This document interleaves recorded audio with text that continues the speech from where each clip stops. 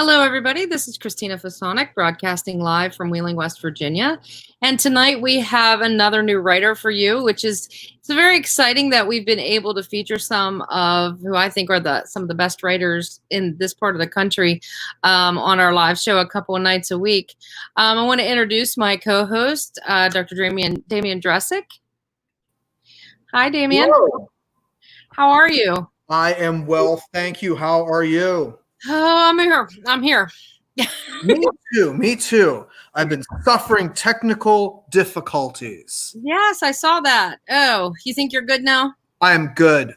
Okay, are you ready to introduce James? I am. Now, there is a special place in my heart for James Charlesworth. He is not only an amazing writer, but makes a big contribution to the literary world through his awesome literary citizenship. He's also our Twitter guru for the Writers' Conference of Northern Appalachia. James, his writing has appeared in Natural Bridge, and he was awarded a finalist status in Glimmer Train's Short Story Award for New Writers. For those of you who are new, Glimmer Train it does no longer exist, but it was probably one of the absolutely best regarded of literary magazine ever. He's also the recipient of the Martin Dibner Fellowship from the Maine Community Foundation, and his first novel is The Patricide of George Benjamin Hill. He's originally from Pennsylvania and currently lives in Boston, and it is our great pleasure to bring you James Charlesworth tonight. Hello, James.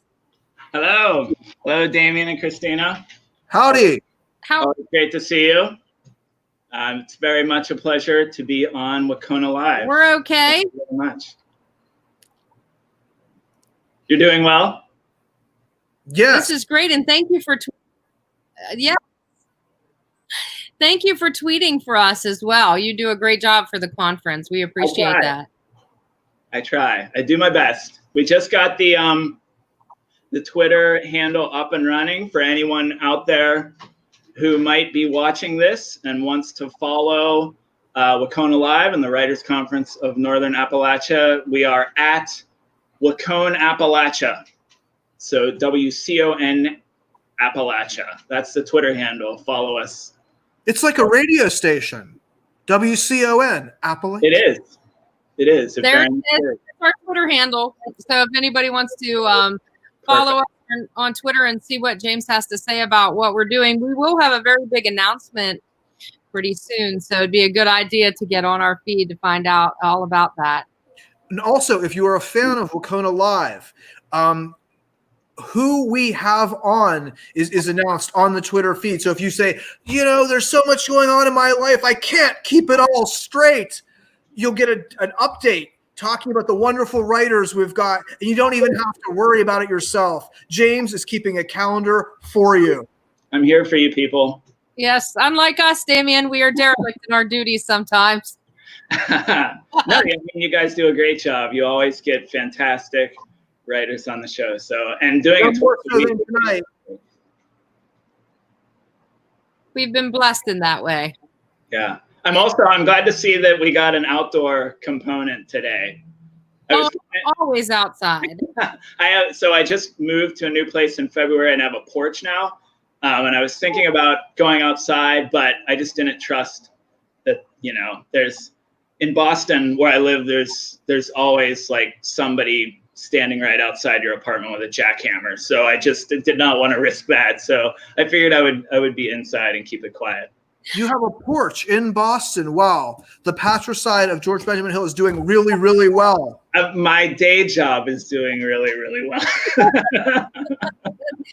Well, and we would see that if it wasn't for this rogue construction that could, pop up at any moment, right? Right. I'm also right in the flight path of all the these military helicopters and medical helicopters. So it's kind of noisy. I mean, it's like any city, I guess. Yes. Unlike here in Wheeling, where the most you might hear is a howling dog. Don't encourage that. It can happen. Yeah. Oh, this is true. Well, we will let you read, and we'll be back on in a few minutes after you're finished, okay? All right. What are we going to hear from tonight, James? You're going to hear from the novel. Very cool. I've been looking forward to this. All right. We'll be back. Okay, so now you're stuck with me. So I'm James Charlesworth. I'm going to read to you tonight from my novel, The Patricide of George Benjamin Hill. Here it is. Here's the cover, extreme close-up. Patricide came out last January.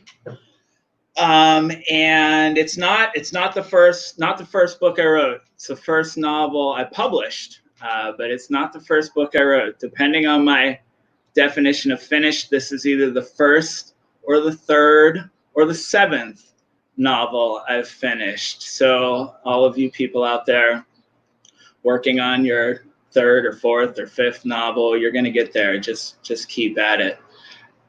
So during all of those failed starts of previous novels, one thing that I learned when I started this novel, I decided I wanted to have a little elevator pitch, like a little one-sentence synopsis that I could sort of have in my back pocket, sort of trot out whenever anybody asks that inevitable question that all writers hate of, what's your book about? And also to keep my own brain sort of like on target, so I didn't wander off into the weeds, which happened on some of those previous books. So what I had very early on when I started this book was this one-sentence synopsis, was that it's about 4 adult siblings who decide to kill their father. And then whenever I would say that to people, I would immediately backpedal and say, but it's not as dark as it sounds. It's not as dark as it sounds, which I think was maybe kind of a lie, but that was what I told them anyway.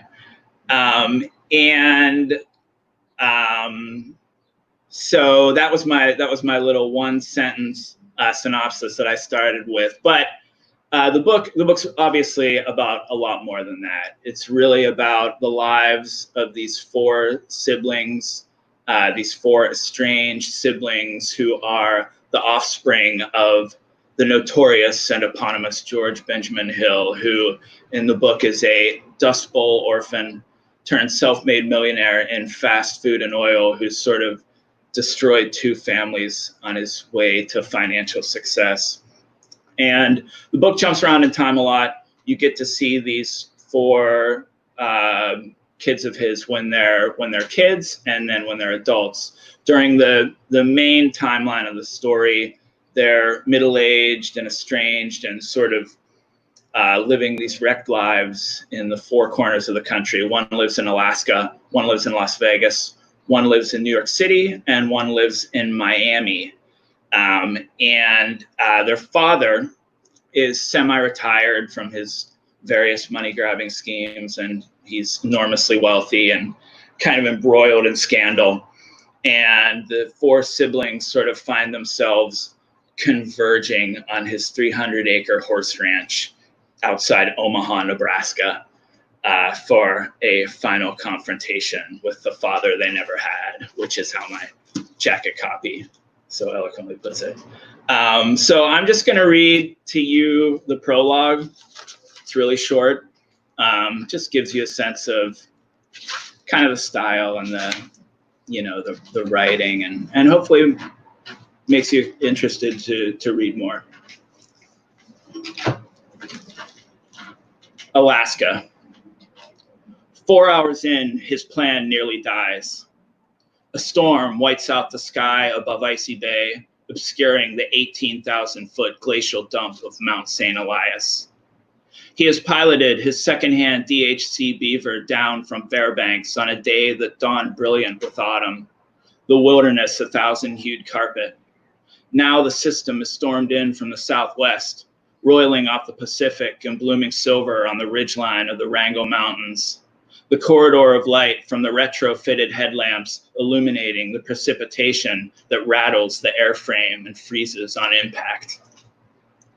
He is a veteran of this weather, has nearly 20 years of bush experience, has piloted this battered vessel as far north as Nome, as far south as Kodiak Island, has guided it through storms like the end of the world to set it down on strips of fireweed the size of city driveways, has logged more hours than half the so-called pilots flying commercial jets in the lower 48. But today was the one day he had wished for calm weather, had hoped for clear skies to give him time to think. From Juneau, he will catch a flight south to Seattle, from there on to Las Vegas, and then by car east to Omaha via Denver. But first, there's the process of selling his plane. He has already sold his pickup truck, his guns, his hunting and trapping equipment, has already foregone every possession, including the cabin and parcel of land straddling the Canadian border where he thought he would spend the remainder of his life. Why has he done this? He has done it at the behest of the calling that has tormented him for the past 3 years. He's done it for the money that will help him to procure the object that has become his preoccupation. The motive that has led him to track down and send letters to the 3 siblings he's not seen in over 20 years. That has led him now, in the year of his 41st birthday, to be on his way to Omaha, Nebraska, to find the man he now refuses to call father. It almost dies up here, in the turbulent solitude of 15,000 feet. Impact ice in the air intake causing the engine to run rough, a drop in manifold pressure. The tachometer flickers as ice begins to form in the carburetor. The engine coughs and then is silent. He lowers the nose into the whine of wind and procession of cloud, flaps at cruise to maintain airspeed, opens the throttle and primes with the wobble pump. Up ahead, invisible, is the face of a mountain, a cliffside, a spectacular death. If the restart fails, a dead engine landing is impossible. He closes his eyes and waits for it, and then, against every lesson life has taught him up to this point, the engine crackles and returns. The lights of the instrument panel dazzle. He re-engages the controls and imagines he can hear the landing gear scraping the frozen peaks of the foothills. The system passes, and he is aloft in the blue dome over Glacier Bay, the archipelago speckling the golden ocean, an obscured face behind the grimy glass of this prop plane that has served him for 2 decades. The sun is at his back and showing purple on the snow-covered mountainside, assuring him, yes, you were saved today. You were saved from certain destruction in order to finish what you've started. As he radios in his descent, he watches the light prism on the water and the tin rooftops of a salmon town and the icy ridge above and whispers something inaudible. Not a prayer, he doesn't believe in God, but a pledge. To his twin sister, to his half-brothers, to his estranged mother, and finally, to the man he refuses to call father, the man whose far-off mansion on the plains marks the X spot of this 3,000-mile journey, the man whose life story will always serve as preamble to his own. So, here we go. All right. That was awesome. Thank you. Great. So I have to know, as I was listening to you tell the story about the elevator pitch and sort of, I can imagine people when you tell them that first line, people kind of backing away from you a little bit like, Go ahead. But I wondered, this is a common question that we all get as writers. Where did this story come from? Yeah, I'll try to keep that answer short. I mean, first of all, yes, whenever I would say that one sentence, I would get one of 2 responses. Either people would laugh and I would think, okay, they might be receptive to this, although it's not a comedy, or they would sort of, like you said, sort of back up. And I would be like, it's okay. It's not as bad as it sounds. But where it came from, really, I told you that there were other novels that I worked on for a long time before this. It really stemmed out of one of those. There was a novel that I worked on for probably 5 years, and it was about sort of a father and children relationship. It was about this family living in Burlington, Vermont, and their father became obsessed with there's a lake monster in Lake Champlain in Vermont. And so the father became obsessed with sort of chasing and finding proof of this lake monster. And then one summer he vanished. while he was pursuing the lake monster. And then his two twin siblings were sort of left to kind of deal with that, you know, and that how they felt about this father who was a real powerful and creative presence in their lives, because he would take them looking for this monster with them, and yet who had this really childish pursuit that as the twins get older, they would begin to, like, he sacrificed it for something so ridiculous. But that novel sort of spiraled out of control. I just lost control of it. I want to read that book too, though. It had some really great parts, but it was like 800 pages and it was just too much of everything. But what a great concept, though. Yeah, people say that a lot. I mean, I might go back to it at some point, but right now I think of it kind of a practice book. But what came out of that was my writing was always about sort of fathers and children. And I felt like I needed to come up with some plot that would kind of hold it together for me. And so when I started thinking about the most sort of plotty expression of, you know, resentment that kids have toward their father and confused emotions, Patricide just snuck its way right in. And I was like, yeah. So that's kind of where this book came from. I just assumed, as a Penguins fan living in Bruins country, that it would be easy for you to imagine murderous violence. Oh, yes. I am forced to contemplate murderous violence. I have a friend who's from Pittsburgh, and every time the Penguins are in Boston, we go to see the game. And every single time, inevitably, the Penguins lose. And so when we're walking out, we just have to deal with, and we always go like with Penguins gear, so everyone knows. And we just have to listen to Boston fans who are the most obnoxious. Sorry if anybody listening is any of my Boston friends, but you know it's true. Just the most obnoxious fans ever. Well, I love the prologue. Well, Donna has a. So sorry, Damien. Oh no, I'll see Donna my moments to Donna for sure. Do you want? Should I read? I guess everybody can see it. I didn't know if you were going to read it. I think everybody can see it. Yeah. So, I mean, I've never flown a plane, so that's the trick of research, right? Is just finding enough information that you sound like you know exactly what you're talking about. And in this case, I will divulge my secret. For that section, I went online and I downloaded a flight manual for a DHC Beaver bush plane. And there was a section that was like, what to do if your engine stalls. And it was the language I pulled. It was like, impact ice will form in the carburetor. And I was like, thank you very much. I'll take that and just put. So it's just, it's finding the details that are gonna clinch it for the reader and make it just have that verisimilitude that, you know, is what great writing does. It just transports you to whatever it is you're reading about. And what makes that so brilliant is the way you dimensionalize the character, because it's the description, and people can do that.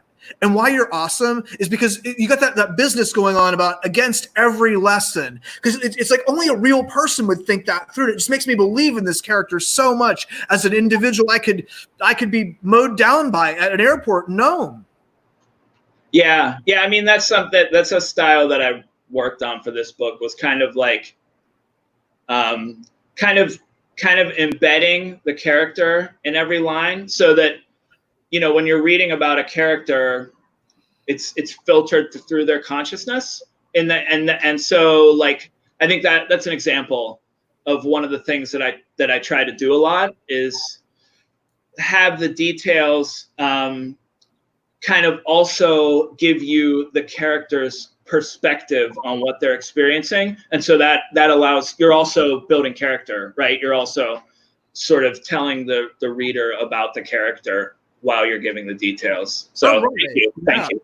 Sure. Yeah, no, it's like you want to have every line do at least 2 or 3 jobs. Yes, exactly. Yeah, if the character would have been like, woohoo, that would be a different character than one who was afraid and crying or something. That would tell us so much about that character. Right. I mean, and that's really important. That's, that's something that's really, that's one of the things that's hard to learn, I think, when you're first writing, is how to sort of inoculate the language with character. It can be, I think it's tough at first, but it's something I've sort of focused on a lot, and it was definitely a big part of this book. Wonderful. Thank you. And this is available, James, now on Amazon and IndieBound. Is that right? For easy purchase. Yeah, you should be able to get it anywhere. I mean, it came out last January, so the hardcover's been out 18 months, so you're probably not going to find it in a bookstore. Supposedly there was a paperback coming out next spring, but the last I heard about that was the world changing. So I don't know what's going to happen with that. But yeah, if you go on Amazon, go on IndieBound, which, if you're not familiar with IndieBound, is a great way to order books while simultaneously supporting local independent bookstores, which is something we've got to do, especially now, because a lot of them, their brick and mortar locations obviously are not open. They're all really kind of struggling to get by. So, if you can support an independent bookstore or any independent local store, really, in any way you can, that's something you should do.